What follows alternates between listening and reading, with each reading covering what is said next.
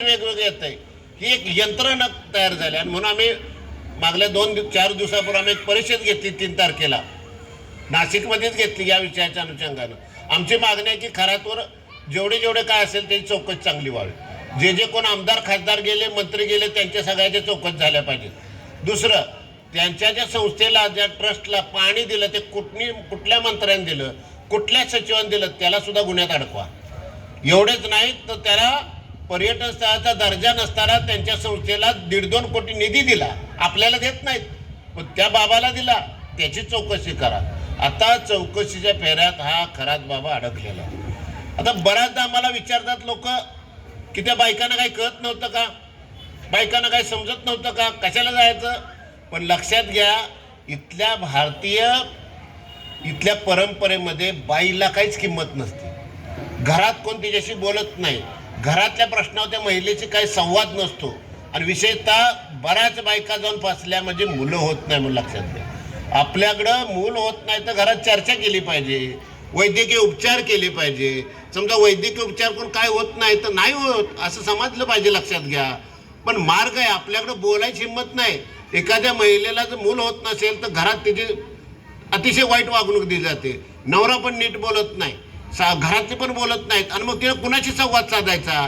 आणि मग बुवाकडे गेले की ती बुवा गोड बोलतो नाही तुझं काम होईल म्हणते तिचं ऐकून घेतं. आपल्या इथल्या समाज व्यवस्थेमध्ये बायकांचं म्हणणं ऐकत नाही त्यांना कोण समजून घेत नाही आणि बुवा मग लगेच त्याला प्रेमानं सांगतो मग बुवाच्या ताब्यात जाते. आणि एकदा असं शोषणाच्या ह्याच्यात अडकली बाई की मग तिला ब्लॅकमेलिंग चालू होतं.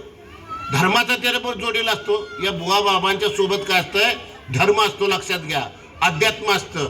इथं सांगितलं जातं की ही धर्माची गोष्ट आहे विरोध करायचा नाही. मी एक उदाहरण सांगतो. परवा सोलापूर जिल्ह्यातलं आम्ही प्रकरण हाताळलं. नवरा काय होता कृषी अधिकारी आणि तो एका बुवाच्या नादाला लागला आणि बरेच दिवस जात होता पैसे देत होता. एकदा बायकोला म्हणाला काय की तू हे महाराज माझा चांगला आहे एकदा भेटून ये. माझा नवरा सांगतोय मला ती गेली की भेटायला.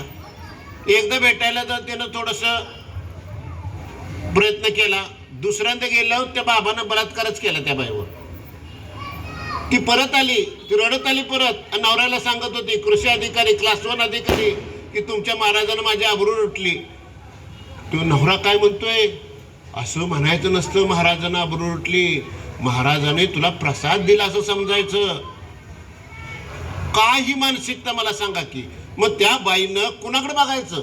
स्वतःचा नवरा जर म्हणत असेल की महाराजांना आशीर्वाद दिला समजायचं तर मग त्या बाईनं आवाज कुठं उठवायचा. मला लक्षात घ्या या पद्धतीनं इथं आपल्या यंत्रणेमध्ये हा दोष आहे. लक्षात घ्या खरात बुवा हा एकाएकी झालेला नाही. इथं त्याच्या पाठीमागं सगळे सत्ताधीश आहेत विरोधी पक्षातले आहेत सगळे आहेत त्यात आणि त्यांना आधार मिळाला आहे. मध्यंतरी तक्रार केल्या काही नाशिकमधील लोकांनी त्यांना धमकी दिली. एक पत्रकार होता आपल्याला माहीत असेल त्या पत्रकाराला लगेच माफी मागायला लावली. आज तो पत्रकार पण आता साक्षीदार म्हणून झालेला आहे. लक्षात घ्या आणि खराची एक यंत्रणा विकसित झालेली आहे. त्यामुळे असे खरात प्रत्येक गावात आहेत कमी अधिक प्रमाणात हे पण नीट समजून घ्या. त्यामुळं अनिष्ट आमचं काम आहे की या शोषणाला विरोध करायचं या फसवणुकीला विरोध करायचा. आणि जर तुम्हाला कोणा सांगत असेल की माझ्याकडे काहीतरी आहे आता बुवा का मोठे होतात त्याचं पण समजून घेतलं पाहिजे आपल्याला. कारण बुवाला एक चांगलं पोषक वातावरण भारतामध्ये एक तर इथं ग्रंथ प्रामाण्य आहे इथं धर्माचं नाव घेतलं जातं इथं देवाचा आधार घेतला जातोय आणि परत सांगितलं जातं की मी देवाचा अवतार आहे. खरात बाबा तसंच म्हणायचा मी कृष्णाचा अवतार आहे आणि मग ते दबाव टाकायचा आणि महिलेला म्हणायचं की मी कृष्ण तू राधा आणि मग आपल्याला राधाकृष्णाचे प्रेम पुढे नेलं पाहिजे असा दबाव टाकून त्याच्यावर अन्याय करायचा. लक्षात घ्या एक पद्धत असते बुवांची की मग धर्माचा आधार असला की कोण बोलत नाही चिकित्सा करत नाही. हा त्याचा फसवणुकीची सुरुवात असते. लक्षात घ्या त्यामुळे बुवा तयार का होतात कारण इथली समाज रचना जितकी विषम आहे इथल्या स्त्री पुरुष भिन्नता आहे प्रचंड. लिंगाबद्दलचा समभाव नाही इथं वेगवेगळ्याला वेगवेगळा दर्जा दिला जातोय. अशा विषमतेमुळं बुवाबाजीचं फावतं. बुवाबाजीचं फावण्यामध्ये आणखी एक कारण असतं की ते सांगतात की मी देवाचा अवतार आहे मला जणू काही वर्णच कोणी तर पाठवलंय मला ज्ञान प्राप्ती झालेलं आहे मला देवानं सांगितले की लोकांचं कल्याण करायचं, आणि मग काय कल्याण करतो खरात बाबा पण बघितलेला आहे, लक्षात घ्या. त्यामुळं कुठलाही बुवा असो हा लोकांचं शोषणच करतो, लक्षात घ्या. बुवाबाजीचा धंदा म्हणजे बिन भांडवली धंदा. त्याला काय भांडवल लागत नाही, सुरुवातीला आपोआप भांडवल मिळतं, फक्त फसवणारा माणूस पाहिजे. म्हणून खरात बाबा परवा म्हणला की दुनिया झुकते झुकानेवाल्याच्या, एवढंच मी केलं म्हणला, त्याला गिल्ट पण नाही काय. म्हणजे या पद्धतीनं बुवाबाजीला खत पाणी या आपल्या देशात केलं जातं. आणि आता तर धार्मिक उन्माद इतका वाढलेला आहे की लोक विचार करायचेच बंद झालेले आहेत, प्रश्न पडायचे बंद झालेत लोकांना, आणि त्यामुळे अशी बुवाबाजी वाढायला लागलेले. या बुवाबाजीचं आणखी एक तंत्र काय असतं की ते म्हणतात मला काहीतर चमत्काराचं माझ्या ज्ञान आहे. आत्तापर्यंत महाराष्ट्रामधले चमत्कार बुवा बऱ्यापैकी आम्ही समजलेत, मग अध्यात्माचं नाव घेतात, चमत्काराचं सामर्थ्य असं म्हणायचं. आपल्याकडे होते ना पूर्वी सत्य साईबाबा, हवेतनाथ फिरून सोन्याची चेन काढायचे, अजून कुठले चमत्कार करायचे. मग त्याच्याकडे चमत्काराचं सामर्थ्य लाभलं की त्याला वाटतं माझ्याकडे दैवी शक्ती आहे. किंवा हातचलाकी करत, जगामध्ये चमत्कार होत नसतात, एकतर हातचलाकी असते, विज्ञानाचा आधार असतो, किंवा टेक्निकलचा काही वापर केला जातो. त्यामुळे आपण चमत्काराला अजिबात भुलून जायचं नाही. आपला तर धम्माचा विचार आहे, तथागताने त्या काळामध्ये काही शिष्यांनी करण्याचा प्रयत्न केला होता, तो आणून पडला. आपल्या धम्मामध्ये चमत्काराला स्थान नाही, लक्षात घ्या. मग हे चमत्काराचा दावा करणारे बाबा आहे. कोण आजार बरे करणार आहेत. आता इथं नाशिकमध्ये औलाद असले आहेत की एक ते फरशीवाले बाबा आहेत, डोक्यावर फरशी ठेवले की आजार बरे होतो, लक्षात घ्या. म्हणजे असं काय तर दावा करायचं. तो विजापूरला एक आहे बागलकोटला, असलम बाबा, ब्रेडवाले म्हणायचे असलम बाबा, तो बोटानं ऑपरेशन करायचा. आपल्या इथं त्या गुन्हे दाखल केल्यानंतर त्यानं महाराष्ट्रात याचं बंद केले, पण कर्नाटक तामिळनाडू अजून करतोय. म्हणजे तो अपेंडिक्सचं ऑपरेशन करतो पण जखम होत नाही, तो किडनीचं ऑपरेशन करतो, हार्टचं ऑपरेशन करतो, जखम होत नाही, बोटानं नुसतं. तर बोटानं ऑपरेशन करता येईल का असल्या अवघड? तरी लोक विश्वास ठेवून जातात, 10-20 हजार रुपये घेतात.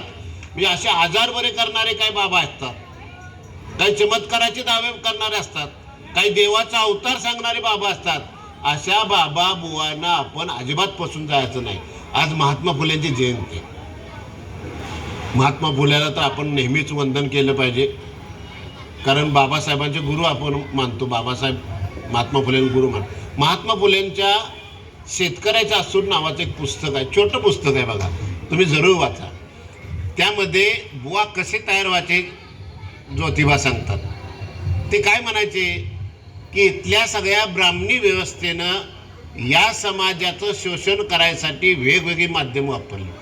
ते शेतकऱ्याच्या असूडमध्ये असं म्हणतात की त्यांचा शब्द आहे, एखाद्या ठोंब्यास आणून त्याला देवाधर्माचा नाद लावला जातो, त्याला काय तर पाठ करायला लावलं जातं मंत्र, आणि ह्याच्याकडे दैवी शक्ती आहे म्हणून अशा ठोंब्याला पुढं करून तो देव आहे समोर त्या पाया पडून त्याच्याकडून देणगे घेतले जाते. अजून महात्मा फुले म्हणायचे की एखाद्या ब्राह्मणास काय करायचं, एखादा तरुण पोरगा घ्यायचा, चांगला सुंदर पोरगा घ्यायचा, आणि मग काय करायचं की त्याला सांगायचं हा कृष्णाचा अवतार आहे, आणि ह्याला मग म्हणायचं राधा कृष्ण म्हणायला लावायचं, टाळ मृदुंग घ्यायचं, विणा घ्यायचं, आणि त्याच्या पाठीमागून सगळी मागणी फिरायची, महाराज मोठे. आणि मग महात्मा फुले म्हणतात की समाजातल्या विधवा शोधायचं आणि त्या बाबाच्या नादाला लावायचं, त्या अनेक लोकांना नादी लावायचं काम हे ब्राह्मण व्यवस्था करते. म्हणजे इथल्या धर्मव्यवस्था ही शोषणाचा केंद्रबिंदू आहे असं महात्मा फुले म्हणतात, लक्षात घ्या. महात्मा फुलेंनी तृतीय रत्न नाटकामध्ये त्यांनी ज्योतिष सांगण्याबद्दलचं भाष्य केलं की आता आपल्याला माहित आहे या निसर्गामध्ये जसं आपली पृथ्वी आहे तसं अनेक ग्रह आहेत, अनेक लघुग्रह आहेत, पण या ग्रहांचा आणि या तारांचा मानवी जीवनावर कोणताही परिणाम होत नाही विज्ञान सांगतं. पण तरीही महात्मा फुले म्हणायचं की ही शनीची 7.5 कशी लागते, शनी किती दूर, आपण कुठं राहतोय, शनीला तेवढाच उद्योग आहे का लक्ष घालायला, ती वक्रदृष्टी काढायला. फुले म्हणतात की या ग्रहगोलांचा मानवी जीवनावर काही परिणाम होत नाही. यांनी ज्योतिष सांगण्यासाठी या ग्रहांचा उपयोग केला. आणि ते व्यंगनात्मक एक गोष्ट ते सांगतात, असं पती पत्नी एका या भविष्यवाल्याच्या नादाला लागते आणि मग त्याला थोडंसं ते कसं फसवणूक आहे महात्मा फुले त्या नाटकात विशद करतात. म्हणजे आज ही लक्षात घ्या की भविष्य बघण्याकडे आपला कल असतो. मग वर्तमानपत्रात भविष्य बघतील, नाही तर एखादा हात दाखवा, आणि ती पण क्वालिटी वाईज आहे बरं का. चांगला एखादा पोपटवाला एखादा भविष्यवाला आहे, एखाद्या गावातला दुसरा एखादा कुठला तो जंगम बिंगम असेल तो सांगत असतोय. जरा हाय फंडा असला की जरा तो कॉम्प्युटरवर दाखवतो. अरे कॉम्प्युटरवर काय करतोय तो? कॉम्प्युटरचा वापर कशाला करतो? फलज्योतीसाठी. आपल्याकडं आपली थोडा, पण बहुसंख्य समाजामधील लग्न पत्रिका जुळवल्याशिवाय होत नाही. लक्षात घ्या, 36 गुण जुळवायला लागतात. महात्मा फुले म्हणतात की 36 गुण जर जुळून मग आमच्या बायका रंडक्या काय झाल्या? 36 गुण जुळवले होते ना. आणि ते म्हणले इंग्रज माडमा काही न बघता त्यांचे संसार चुकानं चाललेत म्हणायचे. महात्मा फुले तुलना करायचं. लक्षात घ्या. मग अशा पद्धतीनं बुवा बाबा मांत्रिक तयार होण्याची एक यंत्रणा या देशानं, विशेषतः ज्या लोकांच्याकडे ज्ञानाची साधनं होती त्यांनी ही सगळी रचना तयार केली. लक्षात घ्या.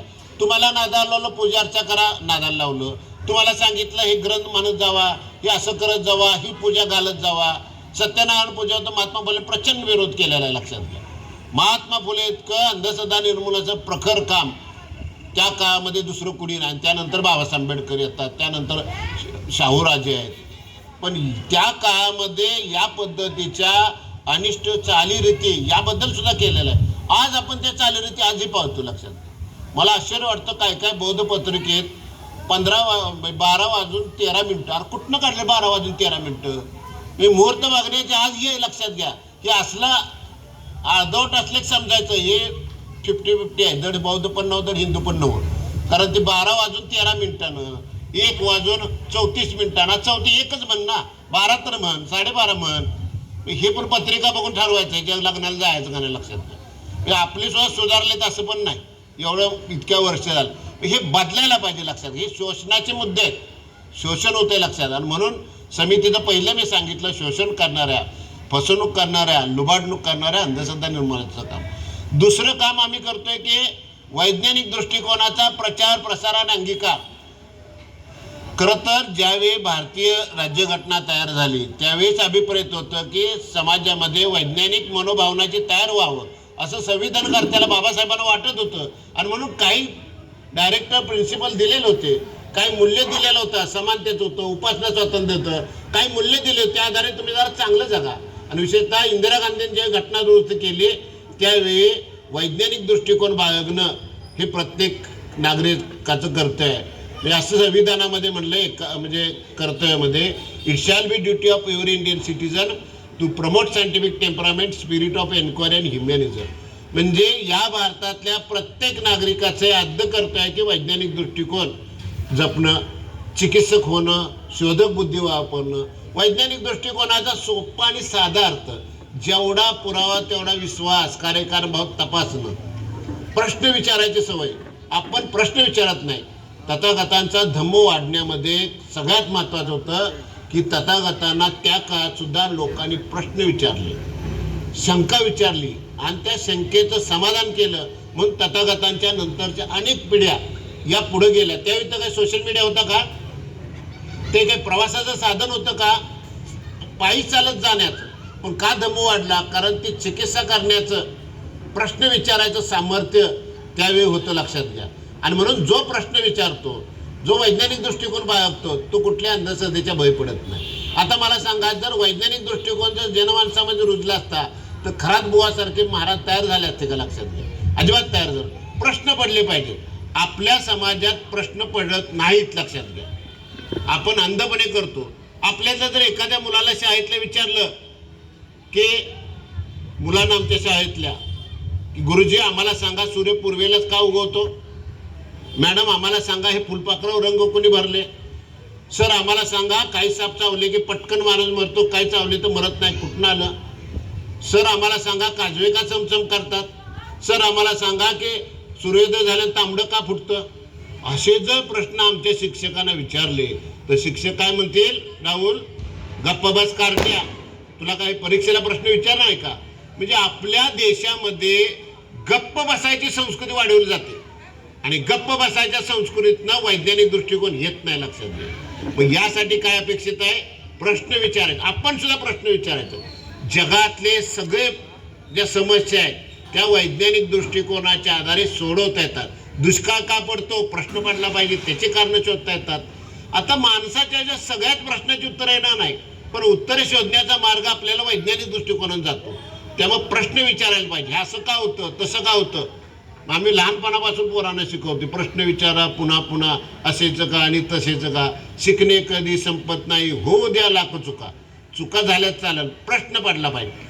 ज्या माणसाकडं बुवा बाबाकडे प्रश्न पडला, का करतो असा, असं का करतो, का म्हणून सारखं पडलं पाहिजे ना. आपल्या लहान मुलांना हे शिकवलं पाहिजे. सतत प्रश्न विचारा. आपल्याला उत्तर नाही आली तर चालेल, विचारून सांगतो म्हणायचं, पण प्रश्न विचारायच्या संस्कृतीतनं चांगला समाज तयार होतो. त्यामुळे मी दुसरं सांगितलं की वैज्ञानिक दृष्टिकोनाचा प्रचार प्रसार अंगीकार करणं. तिसरी गोष्ट मी सांगितली की धर्माचे विधायक कृतिशील चिकित्सा करणं. लक्षात घ्या, धर्म आवश्यक बाबा आहे. आणि म्हणतो बाबासाहेबांनी एक चांगला आपला धम्म दिला, इतर धम्मापेक्षा मला बाबासाहेबांना हा चांगला वाटला म्हणून आपल्याला तो मार्ग मिळाला. लक्षात घ्या, धर्माची विधायक चिकित्सा करणं. ज्या धर्माची चिकित्सा होत नाही तो धर्मच असू शकत नाही. लक्षात घ्या, आता काय झालंय, जे स्वतःला म्हणतात आम्ही गर्व शिकव, त्यांची चिकित्सा केलेली आवडत नाही, अजिबात आवडत नाही. आणि जो धर्म चिकित्सा केल्याशिवाय पुढे जात नाही. लक्षात घ्या, त्यामुळं धर्माची विधायक काल सुसंगत चिकित्सा. मला सांगा, महात्मा फुल्यांनी चिकित्सा केली आणि म्हणले सगळ्यांना शिक्षण मिळालं पाहिजे. विद्या शिकताच पावाला ते सुख घ्या माझा बोध ज्योती म्हणे. वैज्ञानिक दृष्टिकोन आहे ना, की विद्या शिकल्यानंतरच हे सगळं मिळेल. म्हणून म्हणले ना, सगळं काय केलं एका अविद्येने केलं. विद्येविना मती गेली, मतीविना नीती गेली, नीतीविना गती गेली, गतीविना वित्त गेले, वित्ताविना शूद्र खचले, एवढे सारे अनंत अविद्येने केले. मी बरोबर फुल्याने ओळखलं की आपल्याला अविद्येनं म्हणजे शिक्षण नाही घेतलं ते प्रगती नाही. मग ही चिकित्सा केली ना इथल्या समाजात, इथल्या लोकांनी, ठराविक लोकांना शिक्षणाची संधी होती.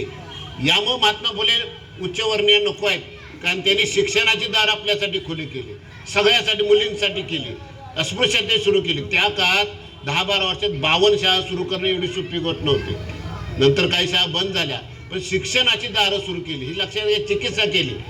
दुसरी काय चिकित्सा केली की धर्माची चिकित्सा केली. लक्षात घ्या, धर्मातल्या चुकीच्या गोष्टी त्यांनी समाजापुढे आणल्या आणि चांगला एक विचार प्रवाह दिला, तो म्हणजे सत्यशोधक समाज. लक्षात घ्या, त्यामुळे धर्माची विधायक चिकित्सा केली पाहिजे. आपण म्हणतो ना आमच्या धर्माची चिकित्सा करा, आम्ही तयार आहे, स्वागत असलं पाहिजे चिकित्सा करायला. आणि जे चिकित्सेला तयार नाहीत ते रिजिड असतात. लक्षात घ्या, विज्ञान नेहमी म्हणतं प्रश्न पडले पाहिजे, चिकित्सक राहिलं पाहिजे. माणसाच्या संस्कृतीचा सारा इतिहास हा चिकित्सेतून सुरुवात होतो. लक्षात घ्या, प्रश्न पडले लोकांना, म्हणून लक्षात घ्या शोध लागले. त्यामुळं या धर्माची चिकित्सा करण्याचं सुद्धा सामर्थ्य पाहिजे. मग जर धर्माची चिकित्सा करायला तयार असेल तुम्ही बुवा बाबा मंत्री 100% चिकित्सा करणार. आणि जे चिकित्सा करणार नाहीत, डोकं चालवणार नाहीत, लक्षात घ्या ते बरोबर फसणार. लक्षात घ्या, बुवा बाबाच्या सगळ्या जाळ्यामध्ये. त्यामुळे या पद्धतीनं धर्माची विधायक चिकित्सा करणं, सगळ्या धर्माची, आणि त्यानुसार बदल करणं. केलेत ना बदल आपण? पूर्वी जातीयता होती, नष्ट झाली ना, केली ना आपण नष्ट जाती. काही संघर्ष करावा लागला इथल्या सुधारकांना. मग महात्मा फुले असतील, डॉक्टर बाबासाहेब आंबेडकर असतील, शाहू महाराज असतील, त्यांनी प्रयत्न केले ना. म्हणून धर्माची विधायक चिकित्सा हा एक आमच्या कामाचा भाग आहे. सुसंगतपणे काही सण उत्सव केले पाहिजेत. जे कालबाह्य झालेले आहेत अशा सण उत्सवांना पण त्याग केला पाहिजे. पर्यावरणपूरक उत्सव साजरे केले पाहिजेत. हा एक तिसरा घटक. आणि संत सुधारकांचा वारसा आणि संविधानाचा मूल्य असे पुढे घेऊन जाणं, हे एक आम्ही काम करतोय. लक्षात घ्या, संत सुधारकांचा वारसा म्हणजे काय? इथल्या संतांनी जो विचार दिला तो विचार आहे मानवतेचा. लक्षात घ्या, म्हणजे संत ज्ञानेश्वरांचं एक विधान आहे, ये अविवेकाची काजळी फेडून या विवेकदी पोजो. ज्ञानेश्वर माऊली म्हणतात काय की तुमच्यामध्ये डोळ्यावर अविवेकाची काजळ आहे, कळत नाही चांगलं काय वाईट काय. हे जर बाजूला गेलं तर तुम्हाला चांगली श्रद्धा सापडेल, विवेकाच्या दिशेने जाईल. आणि मग लक्षात घ्या, इथल्या संतांनी इथल्या तुम्हाला माणुसकीचा, भले ते भक्ती मार्गात असतील पण त्यांनी माणसामध्ये भेद केला नाही. ज्या इथल्या व्यवस्थेमध्ये माणसामध्ये भेद करायचं वैशिष्ट्य होतं आपल्या इथल्या धर्मव्यवस्थेचं, पण संतांनी मात्र लक्षात घ्या हा भेद दूर केला, अस्पृश्यता निर्माण केली, माणसामधला भेद नाही. म्हणून वारकरी चळवळ सुद्धा लक्षात घ्या, प्रत्येकाला भेटलं की माऊली म्हणतात. लहान असो, मोठा असो, बाय असो, बाबा असो, कोण पण असो, माऊली म्हणतात. हे समानतेचं मूल्य ही परंपरा आहे. आणि म्हणून लक्षात घ्या, ती मूल्य आपल्या संविधानात येतात. म्हणजे ज्या संतांनी इथल्या मानवतेचा प्रसार केला, ज्या सुधारकांनी माणुसकी जपली, ती सगळी मानवी मूल्य आपल्याला संविधानामध्ये प्रतिबिंबित होतात. हे पण आपण समजून घेतलं पाहिजे. त्यामुळे संत सुधारकांचा वारसा, आणि म्हणून इथल्या संत सुधारकांचा वारसा आपण विसरल्यामुळं बोंधू बुवाच्या नादाला लागतो. 350 वर्षापूर्वी तुकोबा म्हणाले होते, ऐसे कैसे झाले बंधू, कर्म करून म्हणती साधू, अंगा लावून राख, डोळे झाकून करती पाप, दावून वैराग्याच्या का, भोगी विषयाचा सोहा, तुका म्हणे जो तायाची संगती. 350 वर्षापूर्वी तुकाराम म्हणले की असल्या बंधूंचा नाद नको करायला. आज पुन्हा हे लक्षात घ्या, हा संतांचा विचार आहे, तो स्वीकारला नाही. एकनाथांनी तेच आयुष्यभर बारोडाच्या माध्यमातून प्रबोधन केलं. गाडगे बाबा तर शेवटच्या टप्प्यातले संत होते. त्यांनी माणसातला देव शोधायचं प्रबोधन दिलं. अंधश्रद्धा निर्मूलनाचं, व्यसनमुक्तीचं, शिक्षणाचं काम त्यांनी केलं. लक्षात घ्या.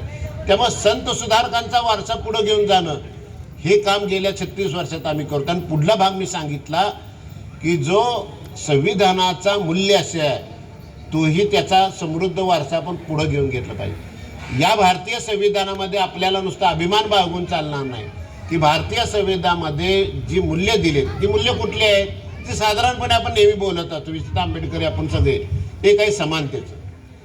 समानतेचं मूल्य हे बोलण्यासाठी नाही, तर कृती करण्याचं आहे. आणि मग लक्षात घ्या, या स्त्री पुरुष समानता ज्या घरामध्ये आहे, तिथं भांडण कमी होतं. लक्षात घ्या, कारण स्त्री पुरुषाच्या बद्दलचा पुरुषी अहंकार नाहीसा होतो, ते समानतेने देतो. आणि म्हणून लक्षात घ्या की बाबा तथागताने शेवटच्या काही टप्प्यामध्ये आपल्या संघामध्ये महिलांना प्रवेश दिला. लक्षात घ्या. आणि त्यांनी समजून सांगितलं की आपण हा भेद असा नाही करता येणार. आणि मग आत्ता आपण बघितलं तर आपल्याला तसा काय आपण भेद करत नाही. स्त्री पुरुषसुद्धा नव्हे, अन्यसुद्धा आपण त्यांना सामावून घेतो. ते पण समाज घटक आहेत ना. आपण म्हणतो की आम्ही आता बंद केले तसं म्हणायचं. कुठलं म्हणतो बघा, एक पुरुष स्त्री, आणि आपण म्हणतो म्हणजे तृतीयपंथी म्हणतो. तृतीयपंथी हा अपमान वाक्य आहे. पारलैंगिक म्हणत जावा. लक्षात घ्या, ते पण या समाजाचे घटक आहेत. पारलैंगिक ज्यांना वेगळं त्यांना निसर्गानं बनवले, तेही समाजातले घटक आहे. हे मूल्य आहे ना, समानतेचं मूल्य. स्त्री असो, पुरुष असो, अन्य असो, त्याला समानतेचं मूल्य दिलं पाहिजे. संविधानामध्ये सगळ्यात महत्त्वाचं काय सांगितलं आहे की सामाजिक न्याय आम्ही देऊ. सामाजिक न्याय होतोय का गोरगरिबांना?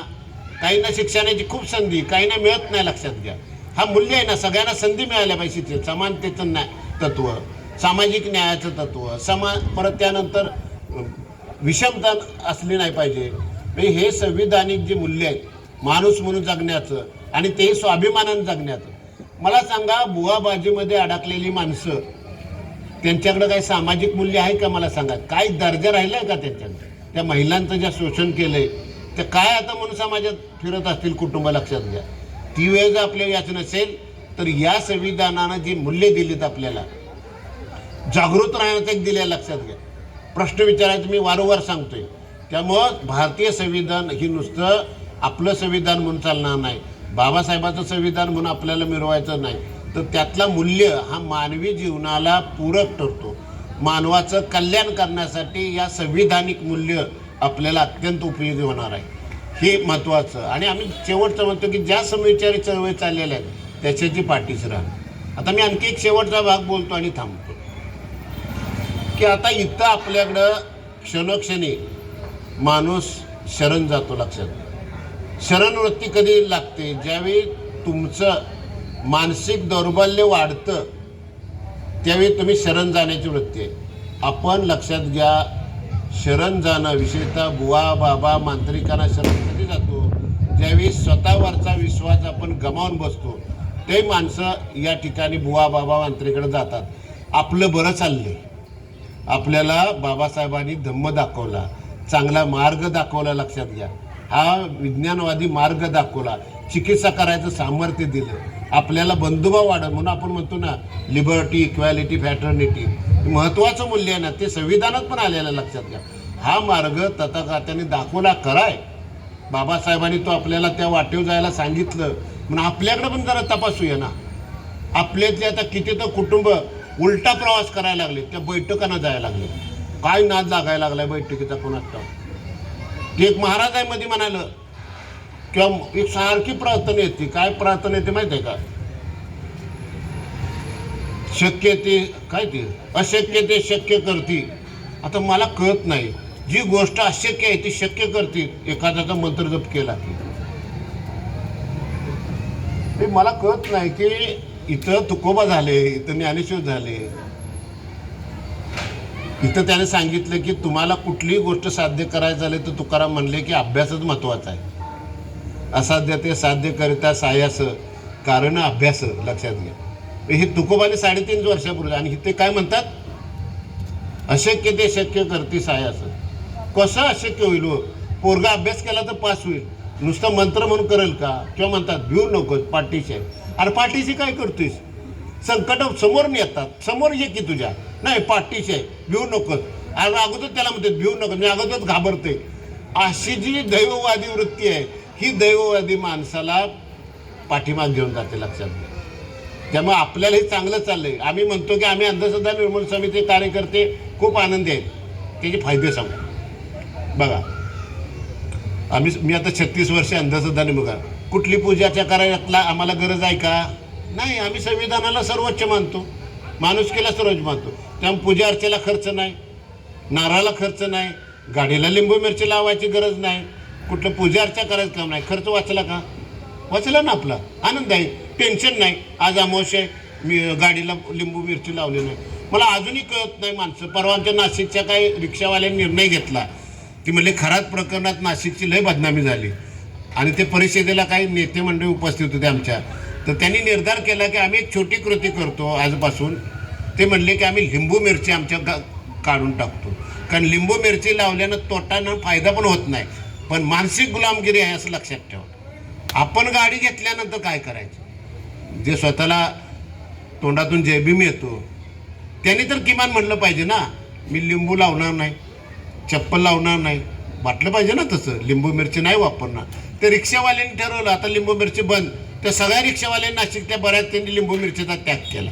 आपलं नवीन वाहन आलं की 4 चाकी असलं की 4 लिंबू असतात. एक ह्या चाकाखाली, एक त्या चाकाखाली, पुढल्या 2 चाकाखाली आणि पुढं लटकवायला एक लागतं. कशाला पाहिजे? लक्षात घ्या.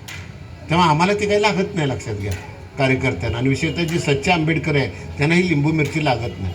पण लिंबू मिरची लावली म्हणून का अपघात व्हायचा राहतो का आप्पासाहेब? नाही राहत. ट्रक येऊन धडाकला की धडाकतं, सप्तच काम. ते काय बघत ना, अरे ह्या गाडीला लिंबू मिरची आहे, जरा टर्न घेऊया बाजूला. नाही होत ना तसं.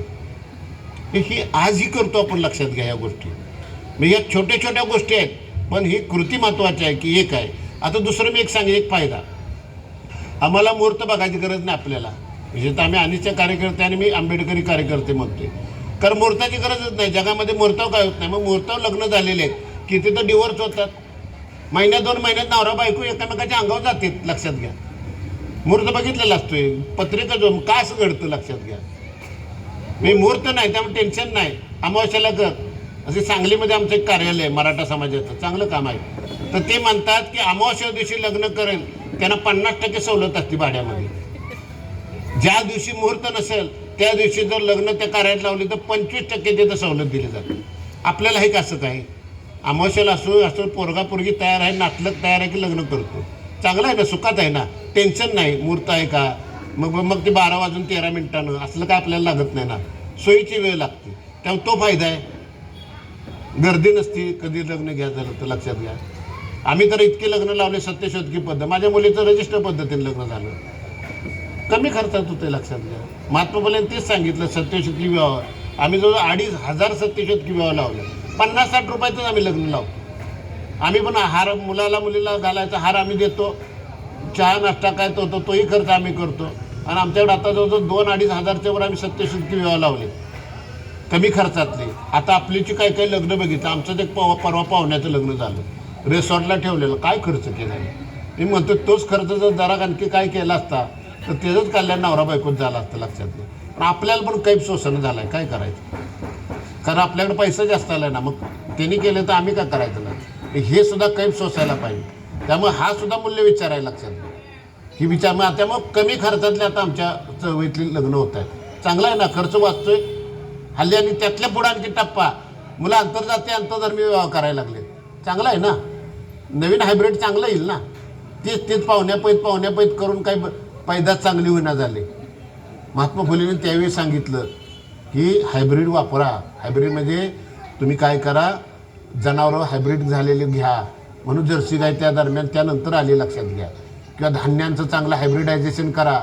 तसं माणसाचं पण हायब्रिडायझेशन झालं पाहिजे तर पैदास चांगली होईल, लक्षात घ्या. मग ती जातीत करून चालेल का? बाबासाहेबांनी सांगितलं होतं, जात ही जर नष्ट करायची झाली तर जाती धर्माच्या पलीकडे जाऊन जी लग्न करतील त्यानंतर सामाजिक समता प्रस्थापित होईल. नुसते आरक्षणानं फक्त जातीला संधी मिळते. त्यामुळे लक्षात घ्या की परत आपल्याला हा विचार केला पाहिजे की आपल्यातल्या एका मुलीने कुठल्या लग्न केली तर नाराज न होता त्यांना पाठीशी द्यावं. आपल्या तेवढी अजून अनुकूलता आहे, पण जरा स्वतःला उच्च 96 वाली समजतात ते जरा घराने का नाम मिट्टी में मिला दिया म्हणतात आणि मग मुलींना मारून टाकतात. चांगलं आहे ना आपल्यात, केलंच तर कर बाई, केलंच हो भाऊ, करून आलास ना, चांगलं ठीक आहे. आपल्याला काही त्रास आहे का? मुलानं कुणाची लग्न केलं, मुलीनं कुठल्या लग्न केलं, सुखी आहे, लक्षात घ्या. मी फायदे सांगतोय चळवळीत असल्याचा. पुढं लक्षात घ्या, चळवळीतला फायदा काय होतो आम्हाला कळतं, भविष्यवेध कळतो की पोरं कशी शिकली पाहिजेत, पुरे आपल्या कशा शिकल्या पाहिजेत, कुठलं क्षेत्र निवडलं पाहिजे. कारण आम्ही काही मुहूर्त बघत नाही. आम्ही म्हणतो की आधुनिक काळाची काय आवश्यकता आहे त्या अनुषंगानं पुढं जातो, लक्षात घ्या. त्यामुळे हा एक फायदा आहे. आणि दुसरी गोष्ट की आपण जी संविधानाच्या मूल्यावर जगणार आहेत, जी बाबासाहेबांच्या विचारानं जगणार आहेत, जी तथागतांचा विचार करणार आहेत, ती माणसांना, त्या सगळ्या माणसांना कुठल्या बाबा बुवाकडं जायचं काम नाही. मध्यंतरी हे खराताचं प्रकरण झाल्यानंतर काही सोशल मीडियाला पोस्ट आली की आमचा बाबा आहे म्हणून आम्हाला कुठल्या बाबाकडे जायची गरज नाही. तो बाबा म्हणजे डॉक्टर बाबासाहेब आंबेडकर. जेव्हा बाबासाहेब आंबेडकराला मानतो, विचाराच्या अनुसार जगतो, त्याला कुठल्याही बुवा बाबाची गरज नाही. आणि जे बाबासाहेबाला विसरला, इथल्या मूल्यव्यवस्थेला विसरला, त्याला मात्र बाबा महाराजाची गरज लागते आणि मग लाईन लागते. एकदा बाबाकडे गेला की मग तुम्ही लाईनीतच येता, लक्षात घ्या. आणि कुठल्याही म्हणतात ना, वृक्ष तिथं छाया आणि बुवा तिथं बाया. आता मला असं दिसायला लागले की बुवा तिथं बाया दिसायला लागले. ते आता ह्या खराच प्रकरणात काय, बुवा एक आणि बाया किती?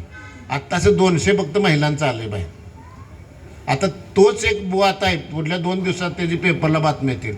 औरंगाबादमध्ये तसाच एक बाबा आहे, त्याचं पण नाव खरातच असावं. कारण म्हणलं खराताची काय, मध्यंतरी अशी अफवा उठली हा खरात हा बौद्ध आहे.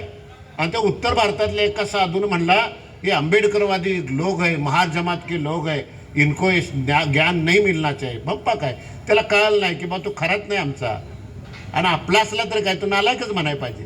कुठले मला सांगा 2 नंबर करणार जात धर्म बघतात का, वाईट वागण्यात जात धर्म बघतात का? पण काही लोक ते खरात मागासवर घ्यायचं. काही लोक मला म्हणले बरं झालं आपल्यातलं तर एक बुवा, यार कशाला पाहिजे तसला, आपल्यातलं म्हणजे काय पण आपल्यातलं होईल, हे काही चांगलं नाही म्हणलं. हे तुझं लागा